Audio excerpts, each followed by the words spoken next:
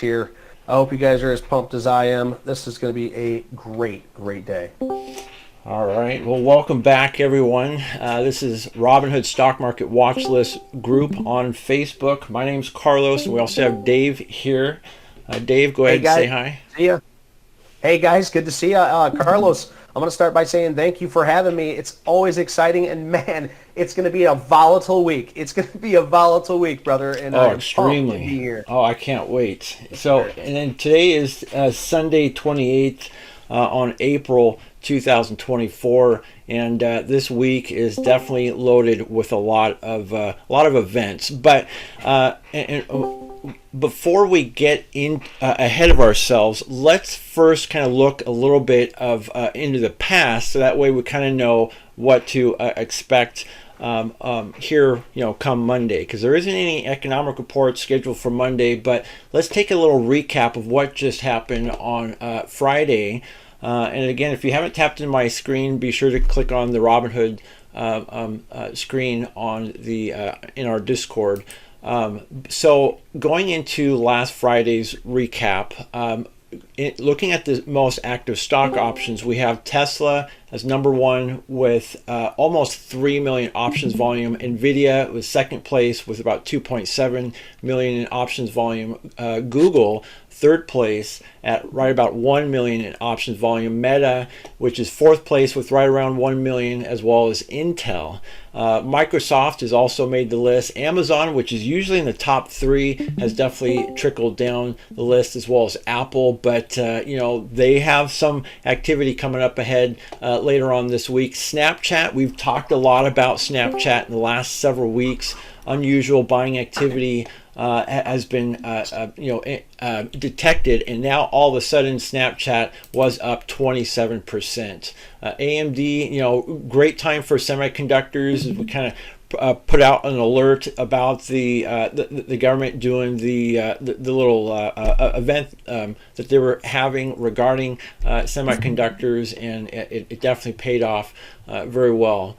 And just knowing what was going to happen before it happens. ExxonMobil looks like they didn't do very well on their earnings Friday morning, so it looks like they were down just under 3%. But and then Super Microcomputer, I think they have earnings coming up this week. They're already up almost 9%, but we'll talk more about their analysis. Now, looking over maybe some more unusual activity. Looking at the put and call ratio as we go into Monday, we can see that a majority of these are over 60% call, almost 70%, and some even 80% call ratio. And 80% or even 90% is highly unusual. And I put an alert out there last Friday regarding this unusual activity with GameStop. Over 91.5% call ratio. We have not seen this type of unusual activity since GameStop was heavily manipulated, back in I think, what was it, 2021. So we definitely want to make sure we keep GameStop on our watch list this week, so that way we can kind of determine what might be going on there. So we may have to kind of take a look at some news, do a little bit more due diligence to figure out why there's an over 90% call ratio on GameStop. But overall, things look more bullish than they do bearish going into Monday. But as we get more into the economic reports, we may find that a bit different. But let's take a look at the most active individual calls and puts really quick. Now, some of these are going to be expired, so we want to make sure we're avoiding anything with the 0 days until expired. So the first one that we see is a Tesla call. Now, Tesla, which is currently at $168 a share, we have a $180 call strike price that expires this coming Friday, May 3rd. And it currently has 18,000 in open interest, and now all of a sudden it has 69,000 in fresh volume. And so that's just going to add to the open interest. And if you're not sure what open interest is, it's basically the total number of open contracts for the previous day that have been traded but not yet liquidated via offsetting trades. That means people bought it and they're holding on to it. And so the volume, which is the current days buying and selling activity, this is basically showing that it's more buying than it is selling activity, because the previous day only had 18,000 and now it exceeds that, so it's just going to add to it. So it's a lot more desirable, so a lot more people are bullish going into Monday again as they're bearish. Google, $175 call, same expiration date. It's currently just under $172. Lots of fresh volume, a little bit of open interest, but it just shows that it has now more interest. There's another call for Tesla, $170 right here. Just another bullish sign. Sofi, which has earnings coming up this week, is currently just under $8, but we have an $8 call strike price with the same expiration date. Lots of volume and a very decent amount of open interest. Nvidia, we got a $900 call for Nvidia. It's currently at $877 a share. Same expiration date, lots of fresh volume, and a decent amount of open interest. Now, Microsoft, this one is way out there. This expires in August.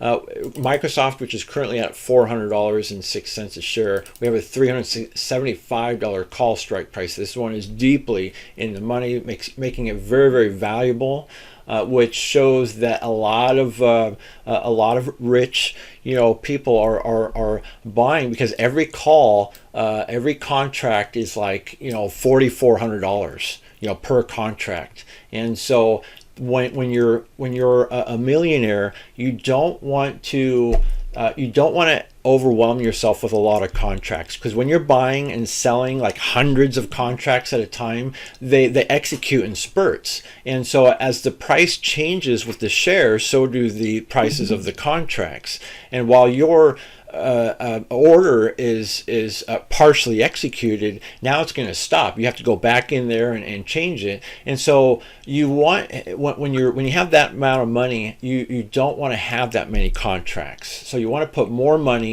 into each contract that you can minimize that issue. And so this is kind of what we're seeing, because we see a huge amount of fresh volume. Last Friday, just under 47,000, where it had really no interest whatsoever. It had 138, and that's it. And now it had almost 47,000. And so, I mean, people are betting that Microsoft is going to go up, but it doesn't kind of indicate exactly how far it's going to go up. And so, but it's still very unusual activity that it's important that we point this out. And now all of a sudden we see a couple puts, even though we see a lot more bullish activity. There's a couple puts down here, and these could be straddling activity, or maybe for insurance purposes, or maybe these are just some bears that are just betting against Tesla, because we have a $160 put and a $165 put with the same expiration for this Friday. Lots of fresh volume, very little open interest, so it just shows how there's just more interest on those. There's another Snapchat right here. This is which Snapchat again is $14.55 a share. We have a $15 call strike price that expires in May 17th. So that's approximately right around 20 days from now. It already had a lot of open interest. Now it has 41,000 in volume, but because the volume is less than the open interest, this could possibly be selling activity. So it just kind of determines. We'll have to kind of see what it does Monday morning when the market opens up. And so to be determined. And then there's another Tesla put right here, $170. So very, very interesting. But it's always important when we do this due diligence to also sort it out by the highest open interest. And so because we just get a little bit of a different perspective, more in a longer term rather than a much shorter term. And so when we sort it out, the whole entire option system, we have the Sofi, which is number one. And so again, Sofi has earnings coming up this week, so it's just another piece of the clue to add to the puzzle. Which again, Sofi, which is just under $8 a share, but we have a $15 call strike price. And even if you're not into stock options, this is highly valuable, as no matter what type of investor or trader you are, it's always important to always follow the money. And this is like following the money. You're seeing where the money's going. And so there's the majority of the the highest open interest is betting that SoFi is going to reach this. And so if you have SoFi as a share at right around the $7 area and it gets to $15, you just doubled your gains just by holding onto the shares. You don't have to utilize this for options, but it's still important to utilize it for your benefit. And so we definitely want to make sure that one is on our watch list. And then we have X. This is that steel company, and so it looks like we are betting against it now, and with a very high amount of open interest. And so it is. But as we talked about some of the in the previous meetings about the economic and stock market cycle. It's important to understand that the economy is basically at the top. Now, we left the stock market top, several months ago, like December, January. I mean, the market's going down. Even though we talked about last stock market meeting how we're going to have this 1 week where it's going to recover, and and to be determined, after that, which is what we're going to figure out, But even though we know that we've reached the economic top, that also means that the early recession is right around the corner. And again, the early recession is right around the corner. And we could begin to see clues like this. Again, X is the United States Steel Corporation. And so eventually we'll start seeing clues like that, as well as banks or financial stocks and other things. We're going to see more investors betting against certain things that have to do with our economy. And so, again, I just wanted to point that out because this is just one of the tiny bits of clues that we're about to start to see. And so they are right out 37 cents or $37 a share. We have a $25 put strike price. And so that, and it being second place, that's very, very high. And so we want to make sure that we put that on our watch list because we have plenty of time, towards the end of the year. But it also depends on the election. As we talked a lot about that with the presidential elections, each president will kind of, specialize in something different when it comes to the stock market and the economy. And so, that's most likely that could trigger a little bit of an early recession for a little bit, until, we know exactly who's going to be elected. And so, again, we'll just see certain, characteristics like this. And so we have another SoFi, which right here, $10 call strike price, and we have a Snapchat $15 strike price that expires here in a couple weeks. Ford Motor Company, we have a $12 put. So Ford not that long ago was right around $13 a share, but it's been fluctuating right around $12, $13. But we have NEO, which is definitely way undervalued. It's currently at $4.49 a share, but we have a $10 call strike price. Now, if anybody else gets elected other than Biden, then most likely this is going to go up past $10 and $20 and so on. And so there's just certain things that Biden did that restricted this company as well as the country, the Chinese country, China, from receiving American microchips. And NEO desperately needs American microchips, including NVIDIA microchips, to support their LiDAR, the laser radar technology for their autonomous. And so, which I think Elon Musk may be over there right now talking to them regarding their opening up their full autonomous. So that could definitely very well help the Tesla stock coming into Monday morning. We got lots of other things. FCX, we have it's currently at $50. We have a $55 call strike price that expires here in a couple months, and then we have a few other ones that I definitely recommend checking out. Other than that, I don't really see anything too majorly unusual. but again, it's always something we want to kind of take a look at, moving forward. But there is just this one bit of unusual information right here that we want to point out, which again, Tesla, which is currently at $168 a share, we just spotted a $610 call strike price again for Tesla, and this expires January of next year. On the 17th, 2025, or approximately 265 days from now. Now, the open interest is right around 76,000 in open interest, and last Friday it had right around 3,000 in fresh volume. So Monday we'll have to kind of take a closer look at this one, make sure we add this to our watch list.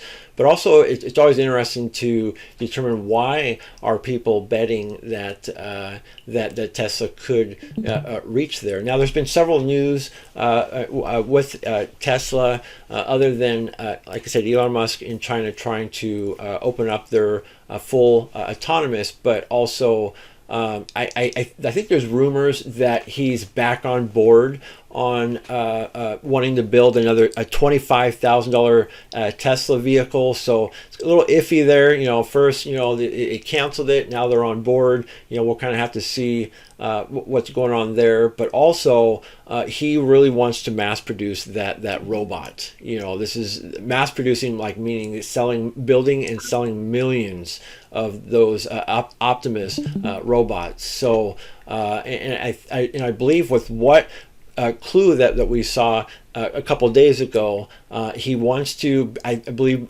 begin receiving reservations next year. And so as investors know that, they're going to want to start investing early so they can take advantage of the opportunity at a lower cost.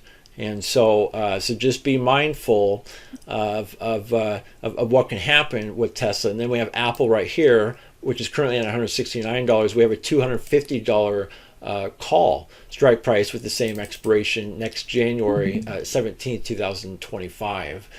So very, very, very interesting. Dave, do you have any insight on any of these that you wanted to kind of go over? Yeah, I was going through the charts actually as you brought them up, and I have to agree. After that big pop, I'm expecting kind of a pullback. When we look at the overall market, that was a beautiful pop there, and I consider it a follow-through day, so I am bullish. But with that respect, we still have a 50-day moving average ahead of us to try and break through. If we can get through that, we'll be above all the moving averages, and that's when I'll feel a little bit more comfortable. When you start talking about the Teslas and the Microsofts, these big boats of these stocks, these things are going to fluctuate, guys, and I really think Tesla needs to make up its mind down here. Now, if we look at Tesla specifically, it has a long-term downtrend, a short-term downtrend, but after its recent earnings pop, I've noticed, because I've been keeping a very, very close eye on that 160 area, it doesn't want to break through that area. Every time it touches, it's popping back up, but it keeps running into that downtrend, that resistance up here at the top around that 170 area. I really like it. I think this is all very constructive, and there's a lot going on right now. And I have a feeling, with this earnings season and just after earnings season, the market's going to take a serious direction, and the course is going to be violent. So I'm glad that we're here. I'm glad we're getting prepared, so that way we can actually formulate a plan. So I'm glad you guys are here. Excellent. So let's take a look at, now that we kind of know what just happened and what people are kind of betting on, let's take a look at our economic reports that are scheduled to happen really quick. Now, looking at the U.S. futures right now on investing.com, we can see that the U.S. futures are up right around 0.25%. So very bullish there, which continues this momentum coming from Friday. Now, going into our economic reports on investing.com, we can look at this on our website or the mobile application. I already have it pulled up for our reference. And so Tuesday, so again, we don't see any economic reports for Monday. Mondays just kind of absorb whatever happened throughout the weekend as well as Friday, so that it allows Monday to to get you prepared for what's to come throughout the rest of the week. And normally we have normal economic reports are scheduled for Tuesday, Wednesday, and Thursday, but we have Tuesday, Wednesday, Thursday, and Friday. So and they're jam packed. So this is just going to provide a massive amount of volatility, pretty much almost every day. And so so Tuesday, April 30th, which is the last day of the month, we have two economic reports. And again, when we're looking at it on the website, it's automatically going to default to the Eastern time zone. So it's always important that when these are going to be released in your time zone, because it's important to know whether they're going to be released before or after the stock market opens. And so in this case, we have the Chicago PMI for the month of April that is scheduled to be released 15 minutes after the stock market opens. And so, and if you're not sure what these reports are, feel free to click on it, and a new tab will appear, and it'll, with a small paragraph, kind of let you know what it is and how it will affect the stock market right below that. So it makes it very, very simple, very easy to try to learn if you're not already familiar with this stuff. And so, but eventually, once you get a grasp of this, all of a sudden now it's on the news, and it could be 5 minutes, 10 minutes, 30 minutes after it's already been reported, and then the market has already reacted to it. So that's why that we're never going to be late, and that's important. And so, but it's important to also determine how to figure out if this is going to be bullish or bearish by comparing the forecast with the previous, as most of these need to be higher than the previous for it to be bullish. There are a couple reports that need to be less than for it to be bullish, such as the unemployment reports, meaning the initial jobless claims, or the crude oil inventory levels. As long as those are lower than the previous, that's bullish. But we can see that the Chicago PMI for the month of April is forecast to be 44.9, where the previous was 41.4. So that is letting us know, that's a bullish report because it's higher than. Now, the CB consumer confidence report for the month of April is 104.0, where the previous was 104.7. So it's less than the previous. So we can kind of see this transition already happening between the bullish report to now a bearish report. Now going into Wednesday, May 1st, so we got a new month, and so there's one report here that's scheduled to be released an hour and 15 minutes before the stock market opens, and then the other ones, this one is 15 minutes after, and then these ones are 30 minutes after, and then 1 hour after. And then but the ADP, non-farm employment change for the month of April, which is forecast to be 179,000, where the previous was 184,000. So this is bearish. This is a bearish economic report because it is less than the previous. Now, the next report, which is scheduled to be after the stock market opens, the S&P Global United States Manufacturing PMI report, is forecast to be at 49.9, and that's what the previous was. So there's really no indication really there to determine whether that would be bearish or bullish. So it will automatically default to the previous economic report, continuing the bearish momentum. And then with the ISM manufacturing PMI report for the month of April, and this report again is to be released 30 minutes after the stock market opens, is forecast to be a 50.1, where the previous was 50.3. So another bearish economic report.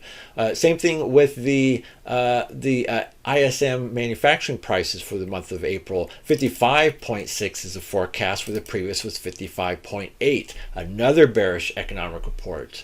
JOLTS job opening for the month of March, scheduled for the same time, which is forecast to be 8.6. million, where the previous was 8.7 million. So it is another less than the previous. So another bearish economic report, kind of a trifecta. All of a sudden, bam, bam, bam, bam. We got all these all at once, and it's just going to hit the news a lot, and it's going to scare investors. They're going to be like, oh, okay, well, we got to sell, and it's just going to cause a massive drop, or at least a minor drop, but it's but sometimes bad news is good news. It provides great volatility for day traders to trade those swings. And so then we have, after 1 hour after the market opens, we have the crude oil inventory levels. We don't have a forecast here, but this is very easy to predict. And because the previous forecast was down negative 6 million barrels, it always bounces back up. So the previous report, which was bullish, this week it is bearish. So we got another bearish economic report right there just to top it off for Wednesday morning, May 1st. And then later on that evening, we have the FOMC statement, we have the federal interest rate hike, and the federal interest rate hike is forecast to stay where it's at. They're not going to change it, but they do, and they keep saying, oh, we may do it, later on in September or whatever, but it's all just kind of a speculation. But as we've mentioned in the past, it would be very dangerous if they lower interest rates, because that could cause other consumers and buyers to buy down certain things. And if there's a shortage and there's an increase in spending, that could create an inflation, which would defeat the purpose of this. So it's just going to be very interesting. And I think investors in Wall Street are just going to be disappointed altogether of this, because we're just not seeing any changes. Compared to what they were hoping for, 6 months ago, 9 months ago, it just doesn't seem like things are working out according to plan. And so things are just a lot more delayed, and so just again to be determined. But again, I think it's just going to be a little bearish, unless you think otherwise. If you have any insight, you can definitely let us know. And then we'll have the FOMC press conference.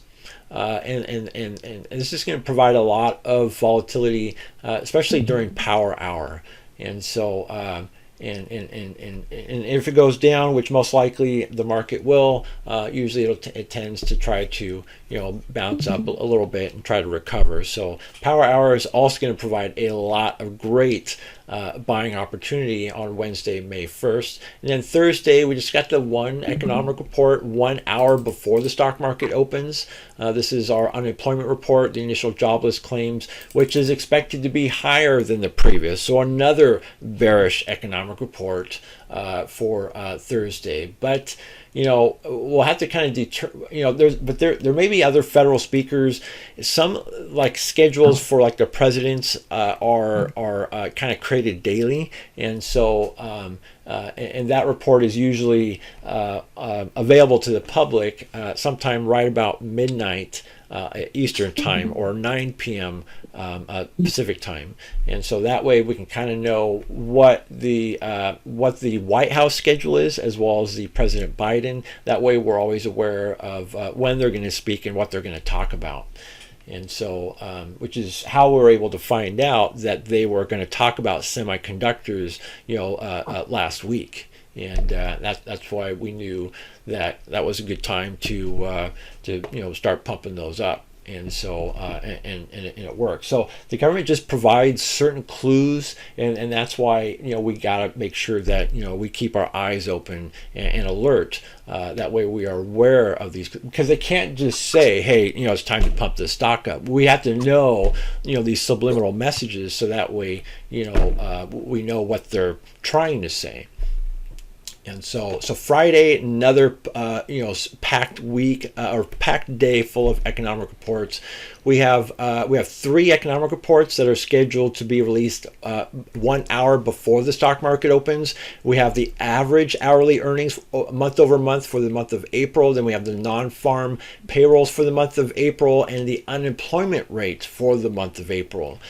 And the more rare these are, the more volatile it's going to provide the market for these days. So if it's a weekly report, it's a mild amount of volatility. But if it's a monthly report, that's going to provide a very strong amount of volatility, as well as a quarterly or a yearly one would provide a massive amount of volatility. So we have 3 monthly reports all in one whack. And so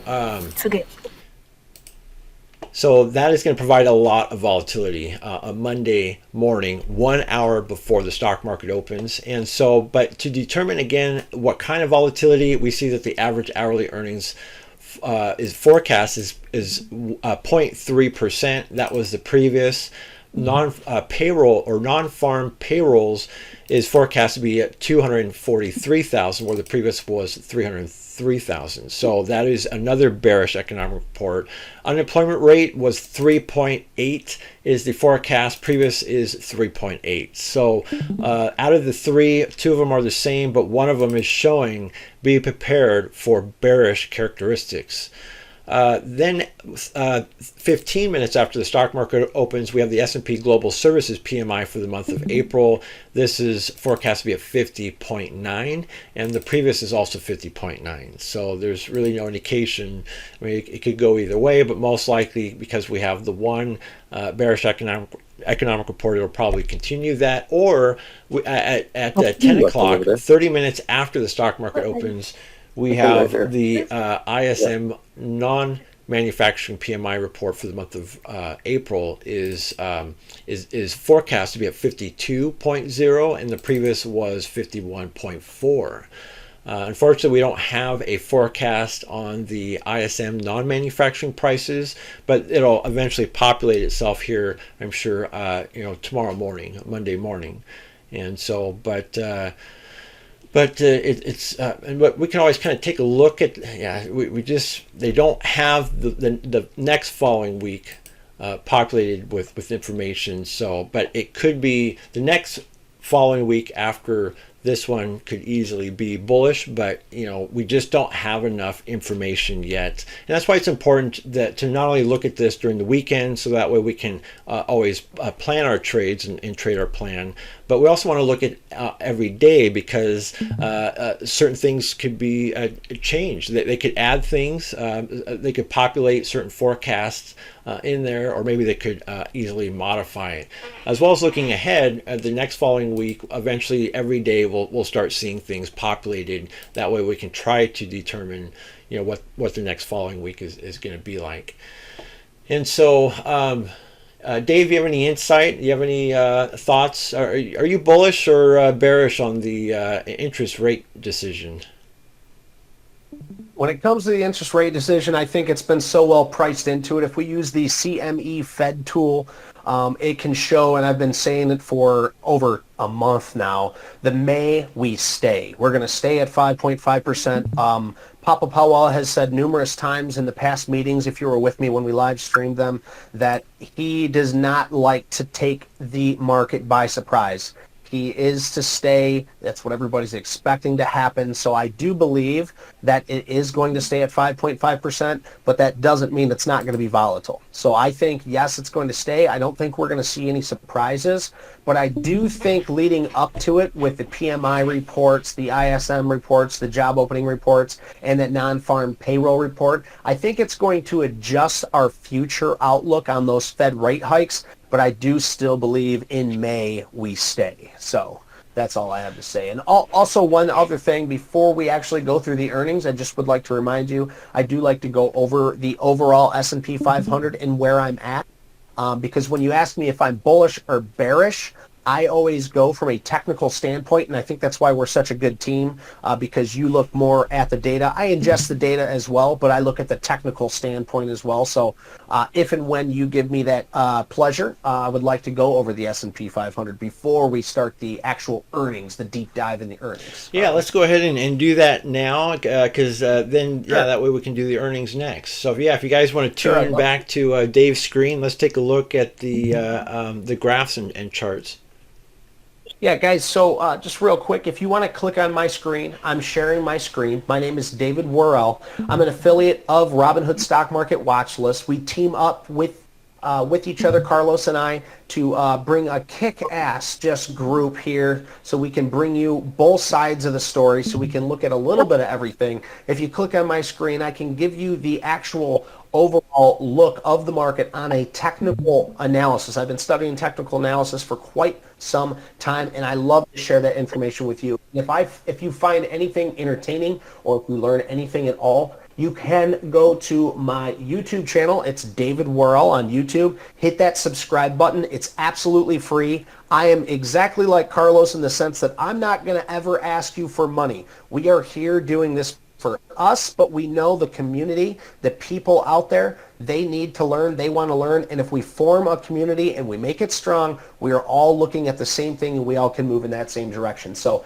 that is my opening statement, and I also would like to say, Carlos, thank you for letting me be here because I love to share this knowledge. So anyway, we are going to start with the S&P 500. Why do we do that? That's my benchmark. You can use the S&P 500 or the QQQs, the NASDAQ, the Dow Jones. It depends on how you trade.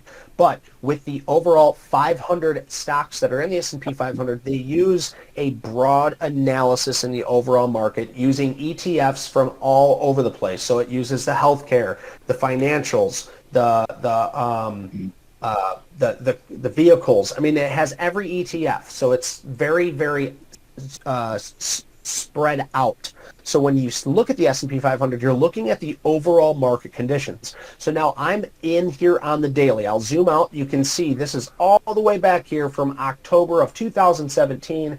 This is your COVID lows. And then this is where we are now. We had this big bear market. We broke up above a 200-day moving average. So I'm going to zoom in so you guys have a better understanding of what's going on. So now I'm just going to show you from January until where we are at now. We have been having a beautiful, beautiful bull market since October, just rising up, keeping on, following this 21-day moving average. If you guys have followed my YouTube channel for any amount of time, you'll know that that 21-day moving average is pinnacle to my trading activities. If I'm going to take a swing trade, if I'm going to invest, I want to invest below the 21-day moving average, but if I'm swing trading, I want to play off the 21-day moving average. We made a lot of money in this bull run here, but when I seen this break down with this huge jackhammer candle, I reported to each and every one of you, including everyone that was part of our YouTube, that we needed to be careful. Then we had an indecisive couple of days, and then we had an a breaker here, okay, an expectancy breaker.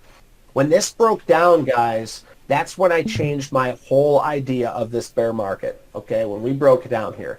So then we had this beautiful 6-day sell-off, and I say beautiful is because it was needed. Look at this. We went straight up here from the October lows of 2023, guys. What do we expect if we keep going straight up? Eventually, we're going to come straight down, and that's exactly what we did here. A beautiful sell-off. We even had, after a 30-day moving average was broken, a 6-day sell-off to the sell side. Every single day, I was waiting for this bounce. We talked about it every morning at 8 a.m. We talked about where's the bounce going to be. We finally got that bounce. It pulled back. It bounced again, making a new higher low here, okay? Here's our low.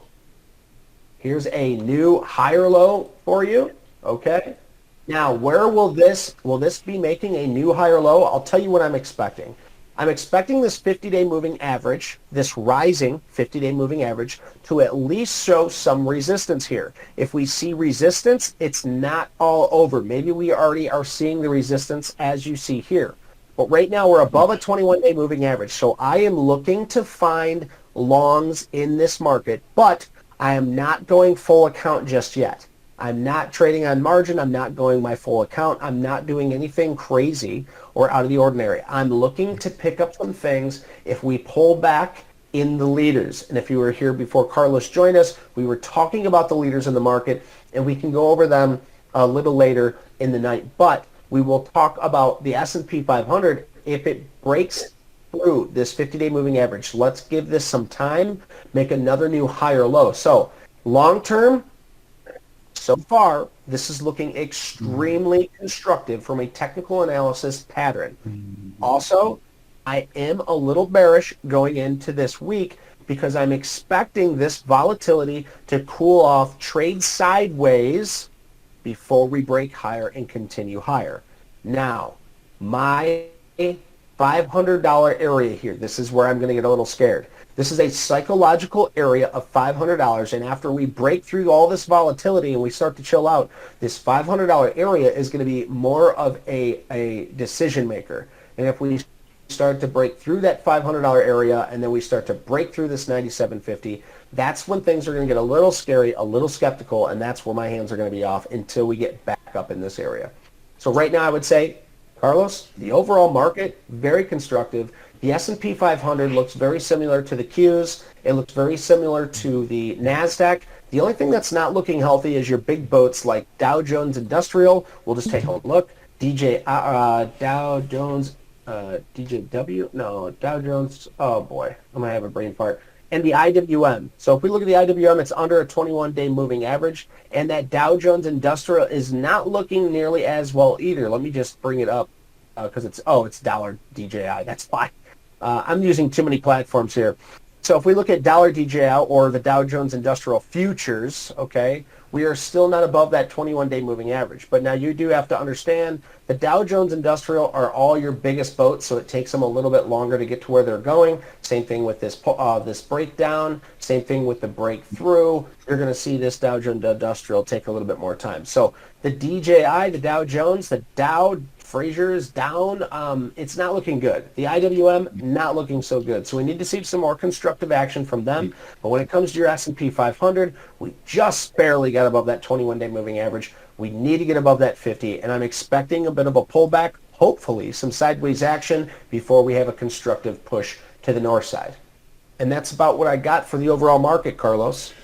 Yeah, it definitely looks pretty bearish to me. And even though like we're just having that volatility where, every week certain, times things are going up and down, and it looks like it's formed that little resistance there on that top moving average line. And Monday it could easily bounce off of that and then trickle itself down for the week. And so and we can see within your moving average charts and graphs that it's in a fresh downtrending signal and downtrending pattern and everything, and so it definitely looks pretty bearish until further notice, until otherwise. Absolutely. But it's always good to kind of see what it's doing and where it could easily go next. So, but let's take a closer look at some earnings scheduled for this week. If you guys want to tap back onto my screen, the Robinhood screen, let's take a look at the top 10 most anticipated financial earnings for this week. And just to list those really quick. If you guys aren't aware, this is earnings season, guys. This is where it gets crazy. We've already had a lot of your top earnings plays, and what Carlos is about to talk to you about, you really need to pay attention to these. These are going to be very, very looked at. This could make or break the overall market. That's why everybody talks about earnings seasons, and that's why we're here right now. So pay close attention to what we're about to go over here, guys. It's extremely important that we do. Oh, absolutely. And just like how I mentioned last week, last week's stock market meeting, that this is like the Super Bowl. This is this is where all eyes are on these major companies. And however, the top 10 for this week, even though it is jam-packed full of great companies, but the top 10 are going to be the Sofi and on Semi Monday morning before the stock market opens, PayPal and Lilly before the stock market opens on Tuesday, but then we have Amazon and AMD and the Super Micro after the stock market closes. And then we got some other major ones on Wednesday, but I don't have the analysis on those. And then Thursday, after the stock market closes, we have Apple, Coinbase, and Block, which used to be known as Square. But like I said, this is available on our featured announcements area in the top part of our page for your reference. So that way you can always download it.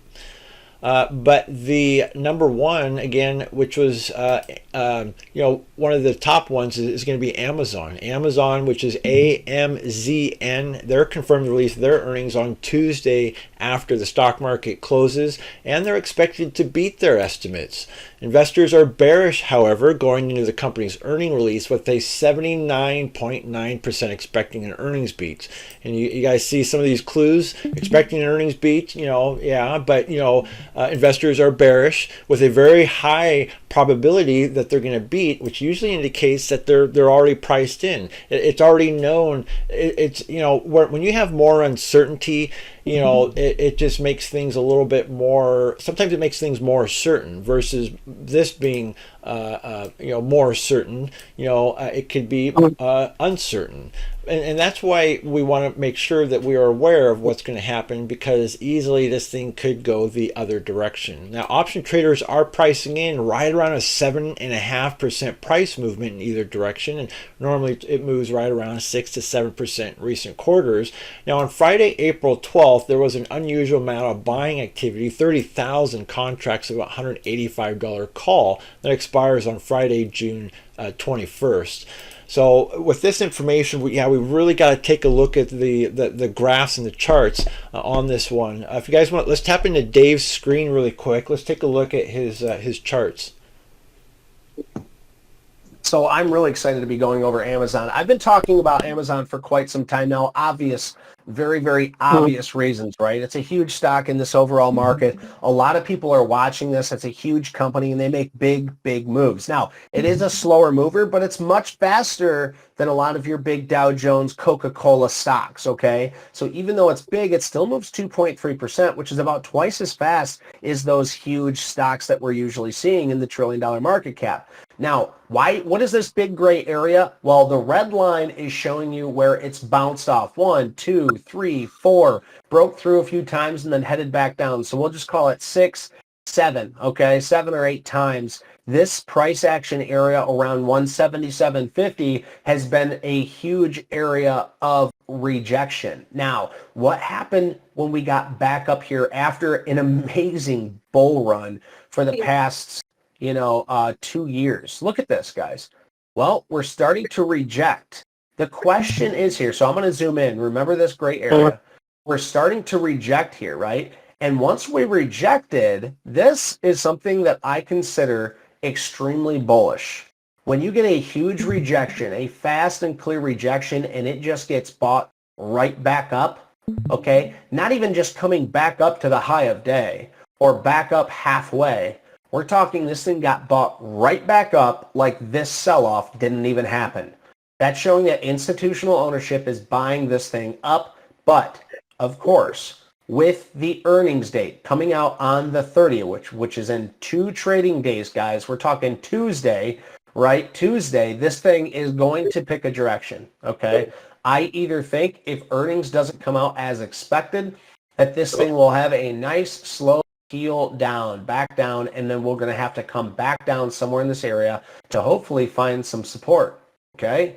But if this thing wants to break up above this gray matter that I have here, I think it's going to find some support at that 177.50. This will be your stop loss. This thing can continue higher and continue this beautiful run to the north side. Now, I can tell you just from my observations in my area, they have built humongous warehouses. I've been inside them. I've done a little bit of production for their facilities when it comes to pneumatic systems. I've done a little work for them. I've got to see the internal workings and the robotics inside their facilities. They're doing it right. They are doing it better than anybody else. Now, not only is their production team doing well, their sales team doing well, but they're the people on the lines, their drivers, everything is looking so well for Amazon. The question is, can they continue with what they're doing? Can they keep coming out with new products? Can they keep asserting themselves to show dominance in this overall situation?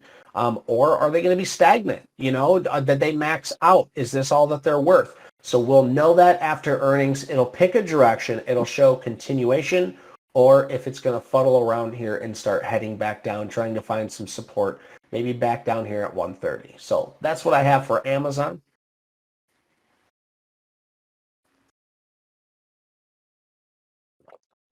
Carlos, I believe you're on mute, my Oh, okay, friend. thank you. Yeah, if you guys want to tap You're back onto welcome. my screen, the Robinhood screen, we'll take a look at the next earnings. However, just to add one bit of more information on Amazon, Amazon is an online kind of a retailer stock for the most part, and so as we talked a little bit about recessions in our stock market meeting, a recession could easily have a big impact on Amazon because right now, or not just right now, but in the last year, people have been spending credit cards.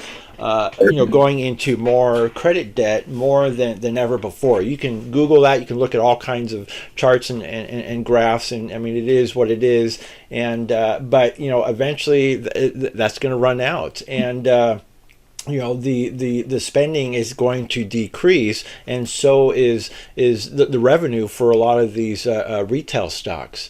And so again, investors and the guys at Wall Street, they're no dummies. They are very aware of our economic and stock market cycle, and so they know that if we've reached the top of our economic peak, that means the early recession is just really right around the corner, and so just know that, and so it just adds a little bit more piece of the puzzle to the the whole scheme of things. So the next financial earnings, which is AMD, and so they are releasing their scheduled not economic reports, but their financial earning release on Tuesday after the stock market opens as well, and they're expected to beat their estimates. Investors are also bullish going to the company's earning release with a 65.8% expecting an earnings beat, and that's healthy. 65% is average, like I've always said before in the past. Anything lower than that is below average. Anything above that is definitely above average, but also it can be unusual, especially if it's 80%. And so option traders are pricing in right around an 8 to a 9% price movement in either direction with AMD, which will also most likely affect other semiconductor stocks like Nvidia. And on Monday, April 8th, there was an unusual amount of buying activity of almost 22,000 contracts of a $220 call strike price that expires on July 19th. But let's definitely take a look at the graphs and charts. If you guys want to switch to Dave's screen, let's take a look. So if you guys haven't already, I'm the big head here. It says David Worrell. If you click on the chart screen, I'm live. You can see my screen up here. You can see my YouTube channel over here. I'd appreciate it if you went and subscribed to my YouTube channel. It's absolutely free. This is what I do, stock chart analysis. I love to do it. I love to be here. I love to teach. I love to trade, and I do it all live for you, bringing bite-sized data, all the goodies. Now let's jump right into AMD, shall we? This is absolutely beautiful. This big pullback that it had, it actually led the semiconductor sell-off, which a lot of people be hating on that AMD, but I'll tell you this, guys. Let me tell you something. I've looked up the financials on AMD. I've did a deeper dive. AMD is very solid. They're very, very solid. They've done a lot of good things in their overall market. Their quarterly earnings, they're showing higher net profit. Now their annual earnings over 21, 22, and 23, they didn't make nearly as much. They did on their revenue, but their net margin was a little lower. There could be multiple reasons for that, but I won't dive too deep into that. I do the technical analysis, and this is the charting. So when we look at this, we can see we just got above a 10-day moving average. Is this the new higher low that we're seeing here? That's what we would like to see. But sometimes after a stock gets beat down like this, what I love to see is the overall expectation on earnings takes everyone off guard. What do I mean by that? Well, let's say we get a beautiful gap up of around 10%. Let's just throw this idea out here. We gap up about 10%, right? We would be right into this area of resistance. But on that, I would be looking in the morning for overall higher trading volume. If we got that, we have the ability for continuation. Now, you might think, well, that's just ridiculous. I've seen it time and time again. Let's look at SMCI. Let's look at MU. Let's look at many, many, many other semiconductors, not to mention many, many other stocks. So that's why we were talking about these. This is beat down in a very hot sector with very good earnings on the annual and the quarterly, okay? So when you look at a stock like AMD, it gets me excited. We're on a rising 200-day moving average. We are in a market that is showing very fruitful pullback in a possible jump. As AMD led the pack down, even though I would consider this a lagger, I would still consider this a very reputable stock in order to catch a long to the north side. So pay attention to this on earnings, because if this thing wants to gap up, it might have continuation to the bull side, to the north side, and continue wrapping higher. Now, when you look at AMD, you absolutely have to keep an eye on NVIDIA. NVIDIA is the leader in this overall market. So if I'm going to give you an analysis on AMD, we have to look at NVIDIA. Why? Because we look at leaders. If you want to play a lagger, you have to look at the leader. And the leader in this is above all rising moving averages right now, guys. And it also broke through this daily downtrend on higher than average volume. Look at this volume down here. If you're not paying attention to volume, you need to start paying attention to volume. It's on higher average volume when it broke through this area. That's a huge sign for the leader in this market. So if NVIDIA is going to do well, I can almost guarantee you, and it continues to do well, I can almost guarantee you that is going to be a great sign for AMD after their earnings comes out. So that's what I have for you, Carlos. I'm very excited for AMD. Oh yes, very very exciting. I can't wait. But yeah, it definitely looks. Wonder why investors are bullish, because it just has so much more potential to go up. Yes, sir. Very beat down. And so it's sir. just going to be kind of really mixed between some bullish earnings and bearish economic reports. So we're just going to see all kinds of mixed activity, because there's just so much great news that's just going to affect everything. So make sure you guys are tapped back onto my screen, the Robinhood screen. Apple is next. And Apple is confirmed to release their financial earnings this Thursday after the stock market closes on May 2nd. They are expected to miss their earnings. Investors are also bearish going into the company's earnings release, with a 47.5% expecting an earnings beat. That's terrible for Apple, and I don't think I remember the last time I've seen it that low. Option traders are also pricing right around a 4.5 price movement in either direction, where normally it moves right around 3.5%. So we're expecting more volatility than we've ever seen with Apple's earnings release. Now on Wednesday, Wednesday, April 10th, there was an unusual amount of buying activity, 27,000 contracts of a $200 put expiring Friday, June 21st. So it just seems like out of this analysis, investors are bearish. Dave, what are your thoughts looking at your graphs? If you guys want to tap onto his screen, go ahead and do that. Let's take a look. Yeah, guys. So I've been talking about Apple breaking its 200-day moving average multiple times. And I tell you, I cannot tell you how many people ask me about Apple, and I always got to break the bad news to them, because Apple has been always such an amazing stock to trade, right? Until it breaks its 200-day moving average. As you can see, in the past, anytime it's broke its 200-day moving average, we have very formidable pullbacks. Okay, and then if it breaks through, you're doing good above it, but when it breaks down, you're doing horrible. If it breaks through the north side, you're doing great. Okay, but if it doesn't break through, you're doing great. But if it breaks through, I don't think I got to say it. It's below a 200-day moving average. It's declining a 200-day moving average. It's also below all of its moving averages that you like to see. So I would have to say the bearish sentiment in that overall forecast that you just gave, Carlos, is looking very clear on the overall charts. Now, that is not to say that Wall Street might get caught off guard. One thing I got to bring up, my buddy Dan Bob's in the chat right now, and Dan Bob and I, we always talk about Apple. We always kind of like, Apple's kind of the stepchild right now because it was doing so well, but they just don't have a product. They don't have a new product. I mean, they're going to come out with the next iPhone 711. Who knows? But people are going to get bored with that crap.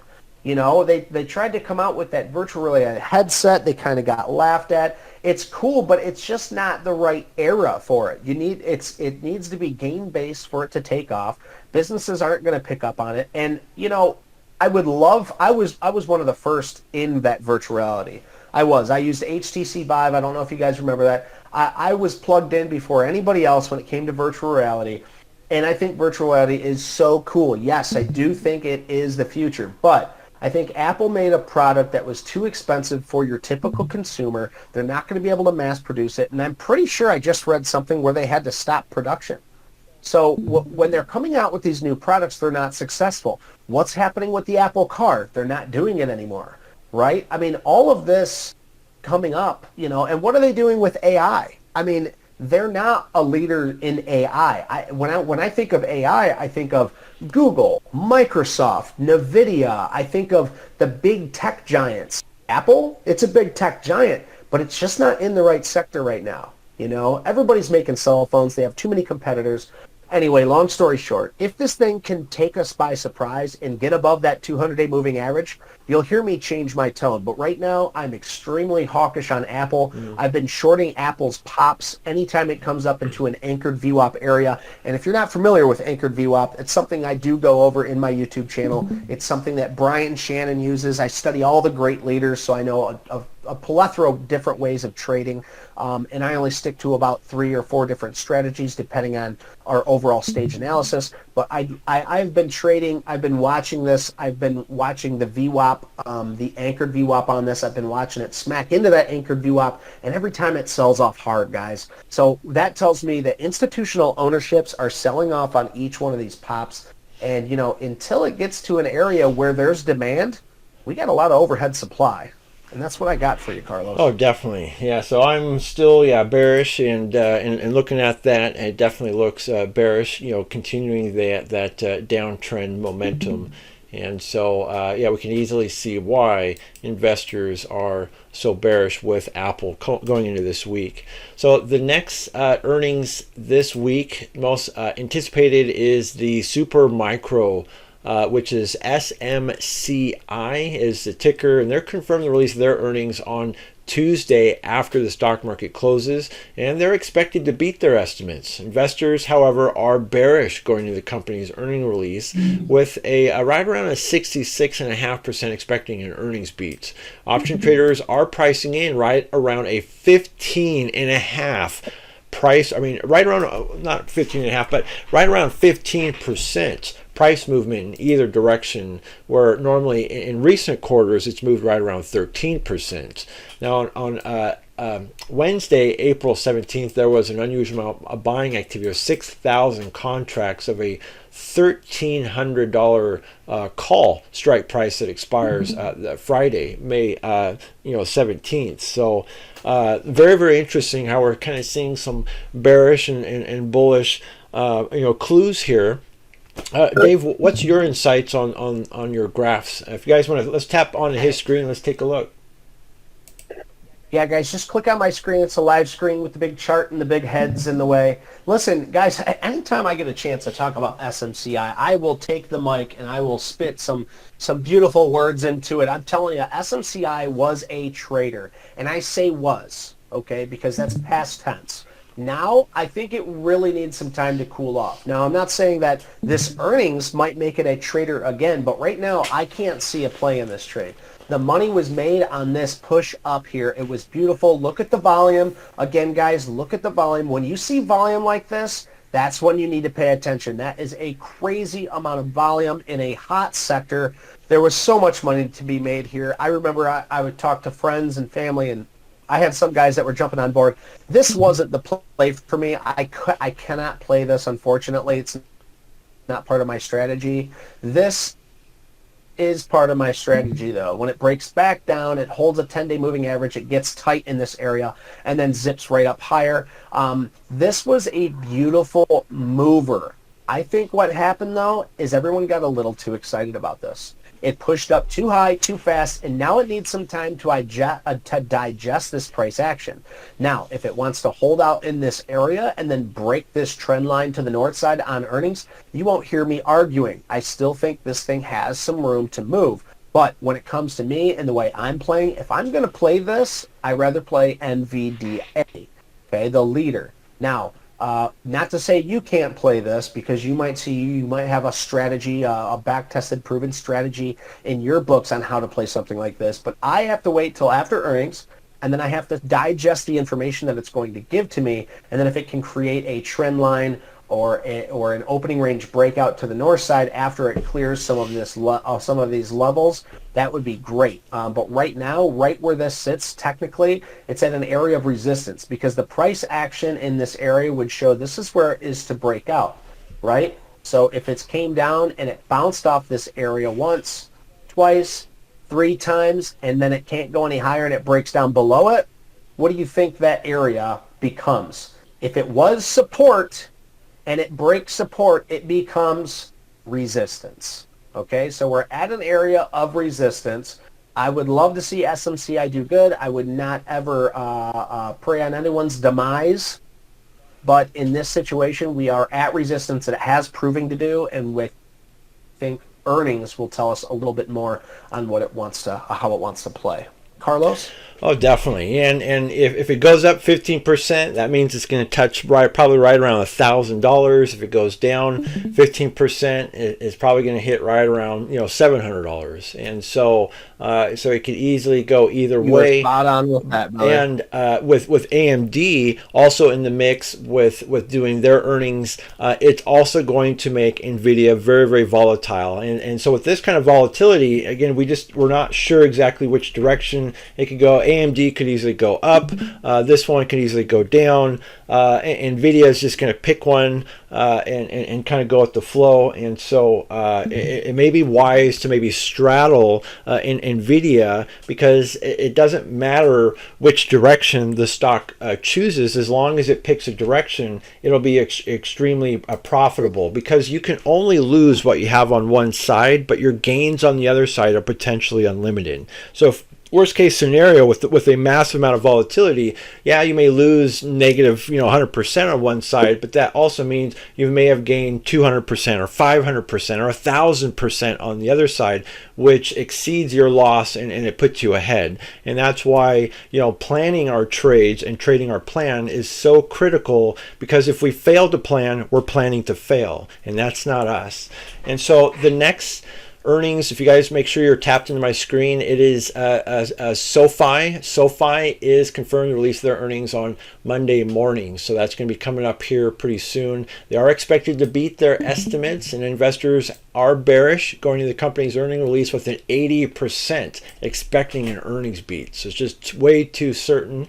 And option traders are pricing in right around a 15% price movement on this one, where normally it moves right around 12%. Now on Friday, April 26th, there was an unusual amount of buying activity, and we've kind of looked over this. 50,000 contracts of the $8 call. We've even seen $10 and $15 calls at different expirations. This one is for this Friday, May 3rd. Dave, if you guys want to, let's tap onto Dave's screen really quick. Let's take a look at his graphs and charts on Sofi.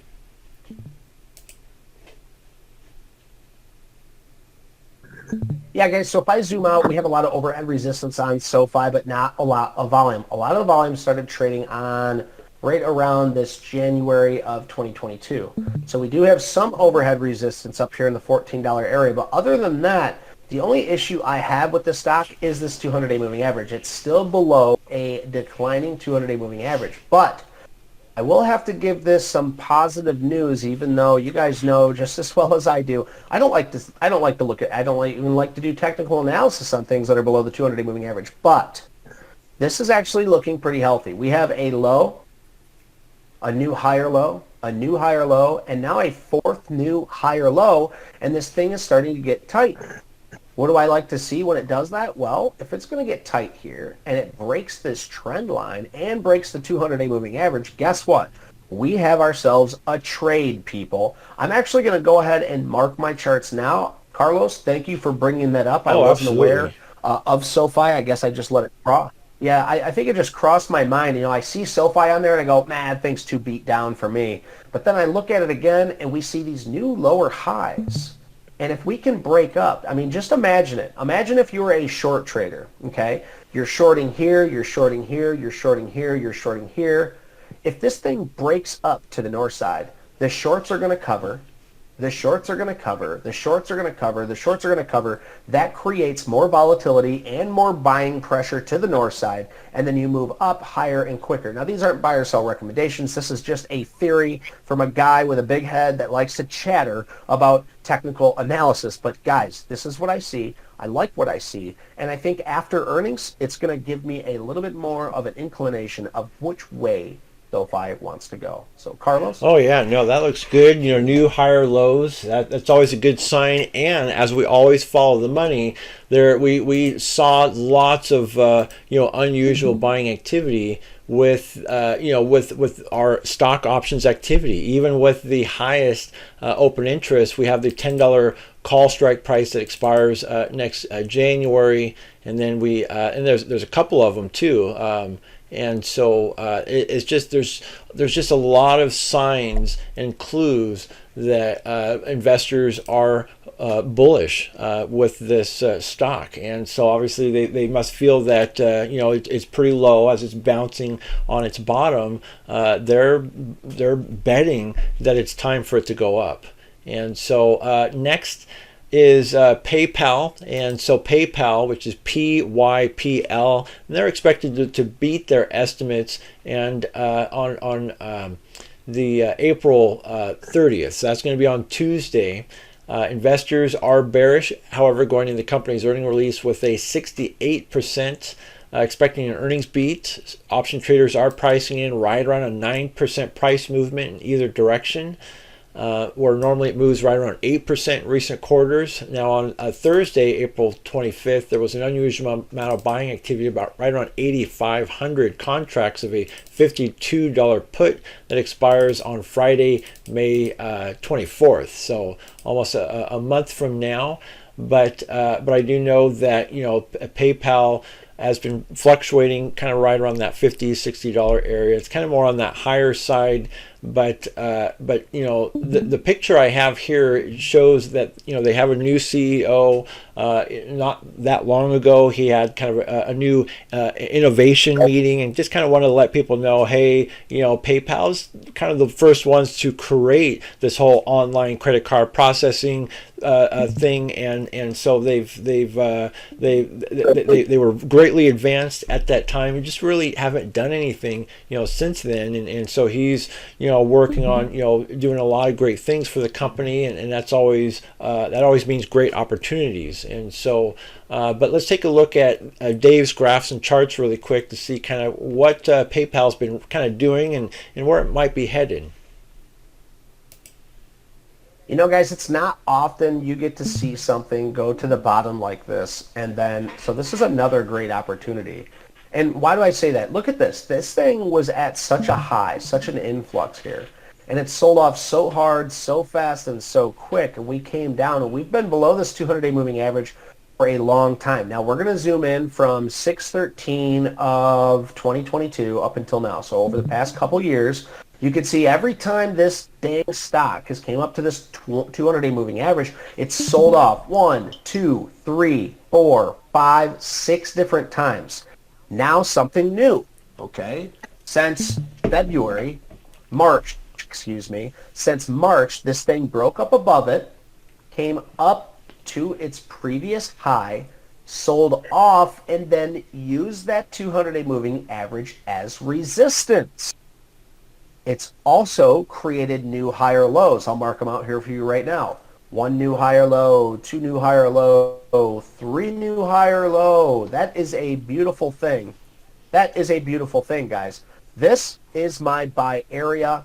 I will use previous day as my my sell-off. This thing moves 2.4%, so it's a little slower than I like to play, so this would be more of a longer-term hold. With the financial sector doing well, PayPal, I can imagine doing well. And then if we ever actually get some Fed rate decisions, which I am looking at around October, September time to start cutting some of those rate hikes, that would do really, really good for PayPal, because then they could give better prices. People would be more inclined to use that. So I can see PayPal continuing to do well as long as they hold true to their nature. There's a lot of money services out there like Venmo, PayPal. There's a few others that I won't mention.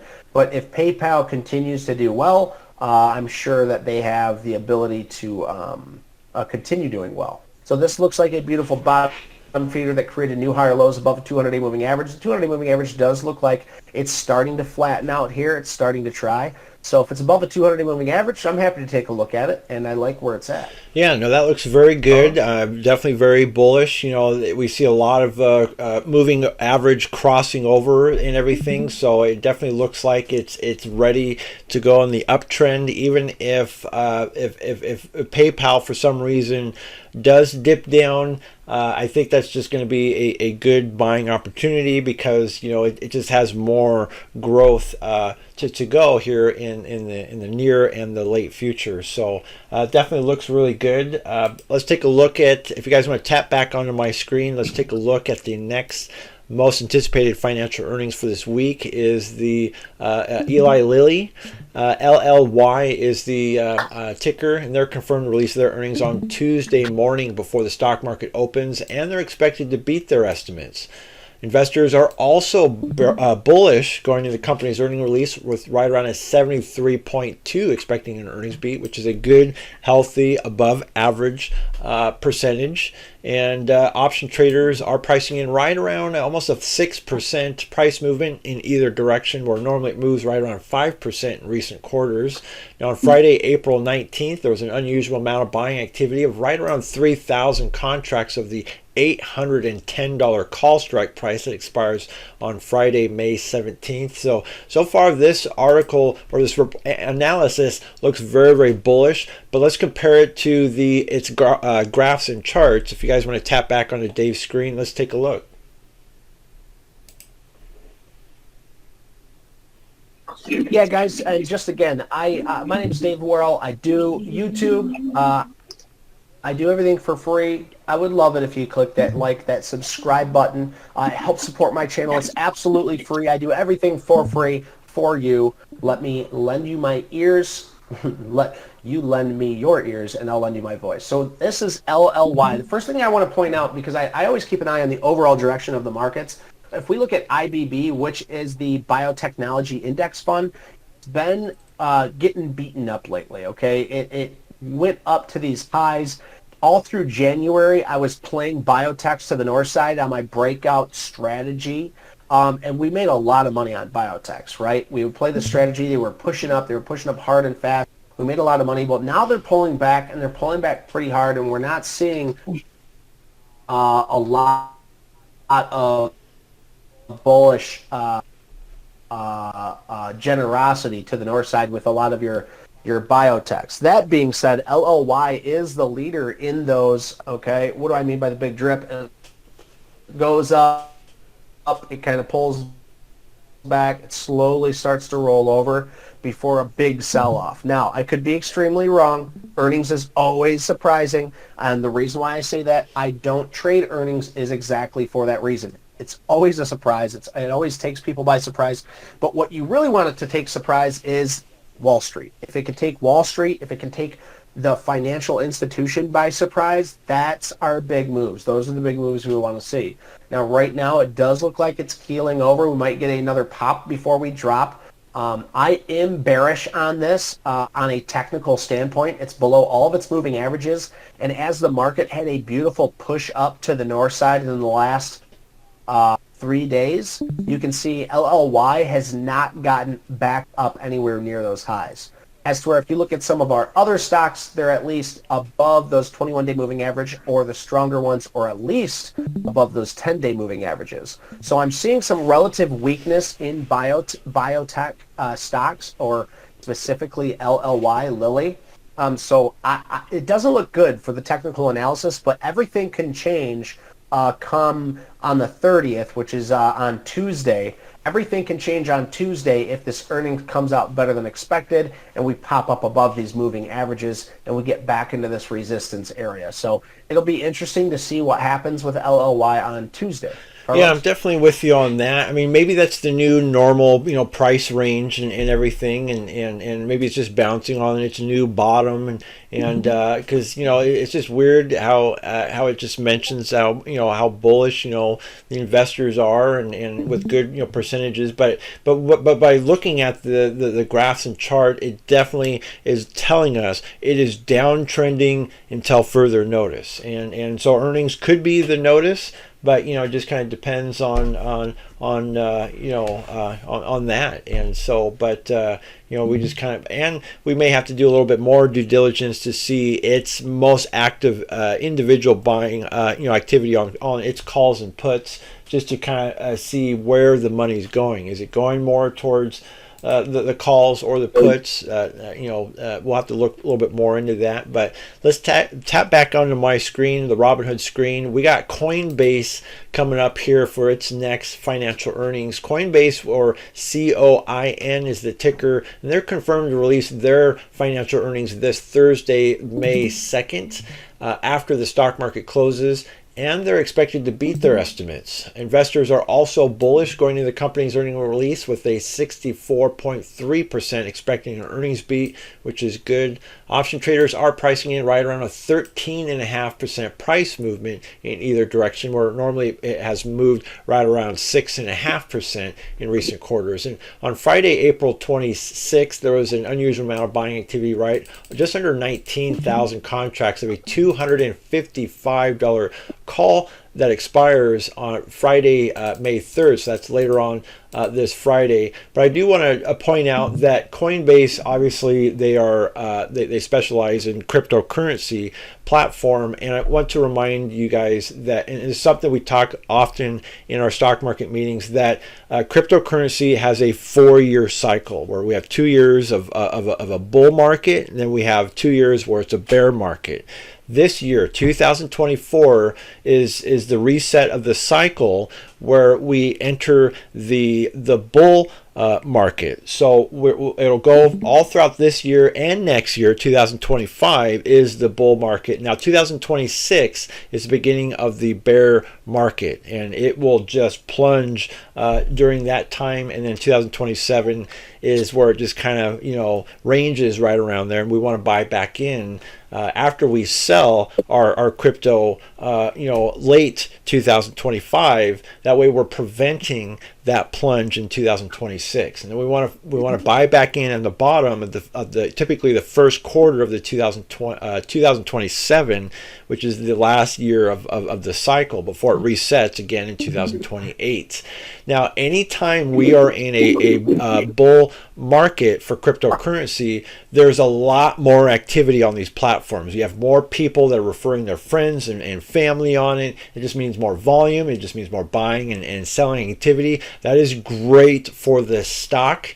And this is one of the reasons why investors are also bullish, because of this great opportunity that we have with crypto, and it's something that we can kind of predict as well. But let's definitely take a look at the graphs and charts. If you guys want to tap back onto Dave's screen. Dave, what are your thoughts on Coin? Yeah, well, first, just because we were talking about new higher lows down there by the 200-day moving average, I found a good example if you guys want to look at this here. This 200-day moving average, you can see as it's curling down, right, and then it starts to flatten out. I talk about it all the time. Why? Well, what happens after it stays above the 200-day moving average and comes back down and retests it? Rip, tater chip. Now we got these new higher lows. 1, 2, 3 new higher lows, and then it stays above the 200-day moving average. We just look at this on a few other charts, okay? So go back, have another listen. We have already talked about these 3 new higher lows above a 200-day moving average. This is exactly what we're showing you on different stocks. That's technical analysis, and if you can learn to play and build these strategies like this, you can learn to make money. Now, when we look at Coinbase here, we can see that, and if you were following any of the cryptos, whether it was Bitcoin or Coinbase or any of those related trading brokers, you'll see that it held the 50-day moving average, okay? So it held this 50-day moving average while everything made a 6-day sell-off, a bloody week, right? The bloody week of that 6-day sell-off in the S&P 500. This thing halted on its 50-day moving average and then traded sideways. Well, it even traded up a bit, right? So it's good to see this thing hold this area. It also shows that it's strong in this area. So earnings is going to be a tell-all on 5/2/24 after market. We'll see if this thing wants to continue higher. But I will say this. If it breaks the 50 and it breaks this downtrend, I think all hell is to break loose. I feel like this thing could come down very hard, very fast if it wants to do that. So here I have a kind of a bullish pennant kind of formed out for you. So if it wants to finish this pennant, I mean, hell, with the few days that we have left to go, this thing will probably stay inside this pennant and get tighter right before earnings. So quote me on that, guys. I can almost guarantee you that's what's going to happen. You're going to see guys going back and forth, getting really tight here right before earnings. So about 3 or 4 days worth of trading before this thing decides which way it wants to go. So there's your, this is considered a bullish pennant, okay, in technical analysis, when you get a big move up high and then it starts to form these new higher lows. You don't see new higher lows here, but you can see the pennant, if you will, that I drew out for you. New lower highs. And a lot of times you'll get new higher lows. On this one, you don't have that. You get kind of the pennant to make it a little bit more cleaner would look more like this. But it broke down during that sell-off, but it did hold the 50-day moving average. So we still have a pennant that's forming. But if it breaks through this, guys, I think we have plenty of room to come down to the downside. But if it moves up, same thing. We're going to rip, tater chip. I think so. I think overall it looks pretty bullish, and so 13.5% price movement in either direction would basically move the stock to just under $270, or if it goes down, it would just be just a little above $200. So it would definitely be all within that kind of that realm there. But I think overall, it's for what it's worth and everything from what's going on in the industry and how much more time that we have of the crypto bull market, that there's just a lot more growth to see within this company and platform, and so I'm definitely bullish, and I think that's also I think the article's pretty spot on. 64.3% expecting an earnings beat. I think that the odds are pretty good. Basically 2 out of 3 odds that this stock's going to go up, and so but the next most anticipated financial earnings this week is Block, also used to be known as Square. They do a lot of credit card processing. Usually you'll see these within a lot of family-owned businesses and stuff. Now they're confirming their financial earnings on Thursday after the stock market closes, and they're expected to beat their estimates. Investors are also bullish going into the company's earning release with a 48.2% expecting an earnings beat, which is very low, but at least we're seeing multiple bullish signs between beat to bullish. Option traders are pricing in right around a 12% price movement in either direction, where recent quarters it's been right around 9%. So investors are anticipating more volatility with Square than previously. Now on Friday, April 26th, there was an unusual amount of buying activity, right around 5,600 contracts of an $82 call strike price that expires this Friday on May 3rd. But let's take a look at the charts and graphs on Square. Very curious. If you guys want to tap back onto Dave's screen, let's take a look. Yeah, guys, so if we look at Square, this should give you a little bit of better understanding at one of the previous stocks that we looked at. And I'll give you a second to think about it, but I'll just go over this.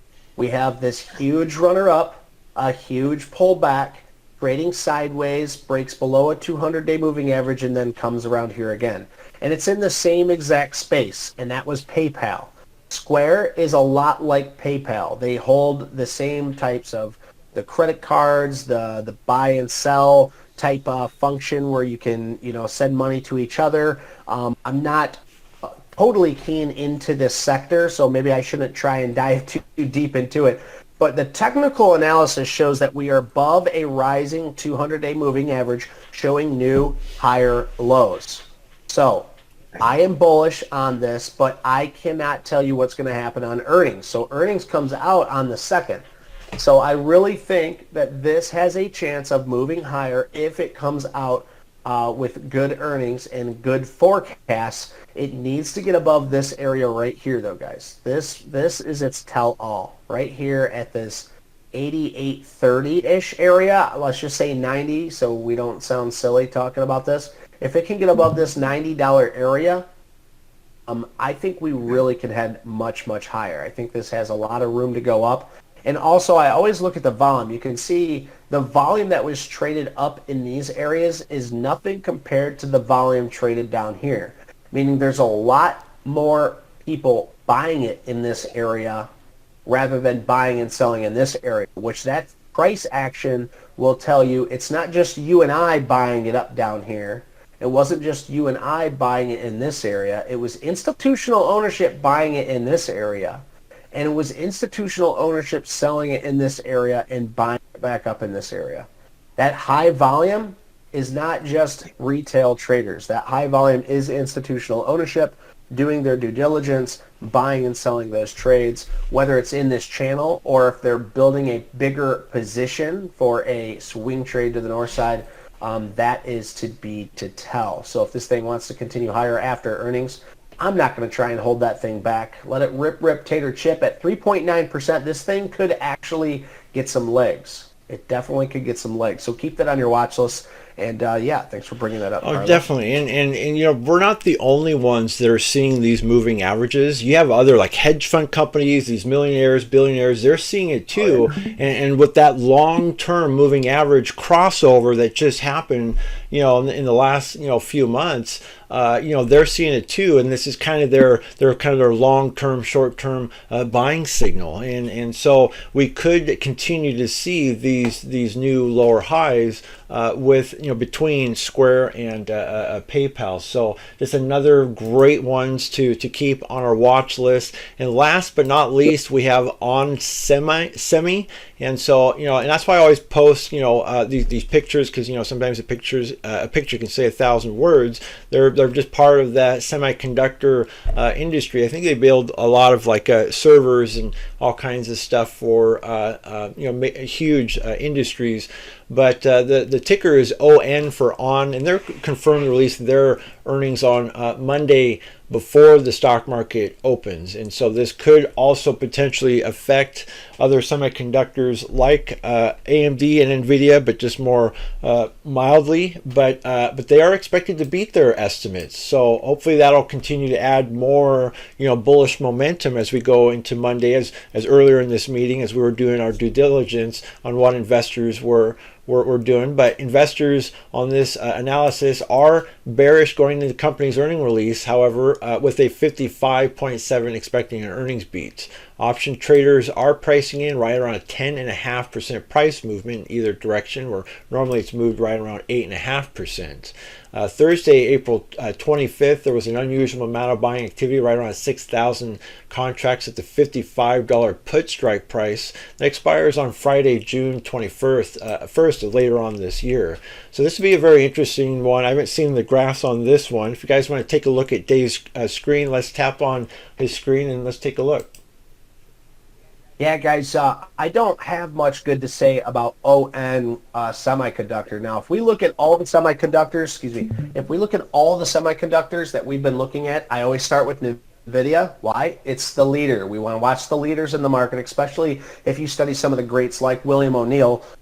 God rest his soul. The man was an absolute genius, and I follow a lot of other amazing traders. I've learned from a lot of other amazing traders that follow this. And the thing is it's not doing anything that the leader is. If we look at the leader, it's above all of its moving averages.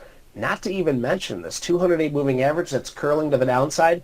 There's something seriously wrong going on with ON Semiconductors. Now, that's not to say that they won't beat earnings and head higher, But what I do want to point out is if you're going to buy a semiconductor for a swing trade, why not choose the leader? When I look at something like this, I see a 200-day moving average that it's clearly using as resistance. It's clearly sold off pretty hard, which could mean we could get a bounce. But why would you want to fight something that doesn't want to go higher? When the market's going higher, when the semiconductors are going higher, when the leaders are going higher, this is the worst looking semiconductor that I've actually seen. It is. It really is. This is the worst looking semiconductor. Oh, yeah.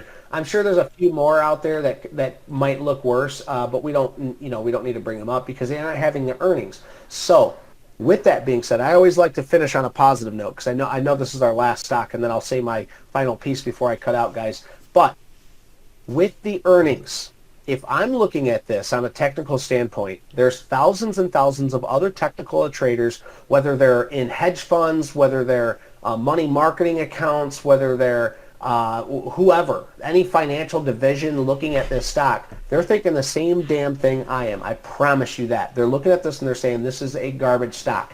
This is what I like about it though. Are you ready? If earnings comes out and they beat by a big shot and they surprise everyone, not just what's expected, but goes above and beyond what's expected. They had bigger sales, they have higher revenue, they have new management, they have a new chip that they're coming out with, a new chip that they can sell to China, damn it. You know what I mean? Something exciting.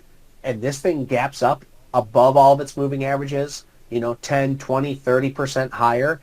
That would be an episodic pivot, as the great trader Chris Quelamagi calls it. If we get an episodic pivot on a beat down stock like this in a hot sector, you bet your bottom dollar I will be all over this stock. So we need to pay attention because even if it's beat down, if everyone else gets taken by surprise just like myself, then I will add this to my portfolio immediately upon market open, playing an opening range break of either 1 or 5 minutes, depending on how I want to play it. So that's what I have for you. And guys, I just want to say, because I take off after the segment, at my house it's 10:30. I like to get some sleep before market open, and I still got one more meeting after this.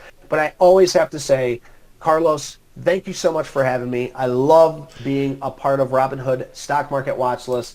I love being an affiliate. I love bringing people to this Facebook channel, and I love being a part of this group big time. So guys, if you haven't already, you can find me on YouTube. My name is David Worrell. The channel's name is David Worrell. You'll find me on there. We do the bite-sized data, just like we went over on the economic calendar. All the major news, we do the bite-sized data. I throw it up in there, Robinhood Stock Market Watchlist, so you get it first. If you don't understand it, you don't know how I digest it for you, I regurgitate it, and then we can talk about it more. On the YouTube, we bring up live. I'm going to be every rate hike decision, every pop-up wall, all that stuff. Guys, we bring you the hottest stuff, and Carlos and I, we have teamed up because we see two different sides. He does options, I do stocks. He brings up the data, I report the data, right? He might even trade it. So we have two different sides. We have two different angles. So we decided to team up as a collective to bring our communities the best that we possibly can bring. So if you guys are interested in that, it's absolutely free. Click that subscribe button. And with that being said, thank you so much for letting me be here, Carlos. I do appreciate you. We'll see you next Sunday, my brother.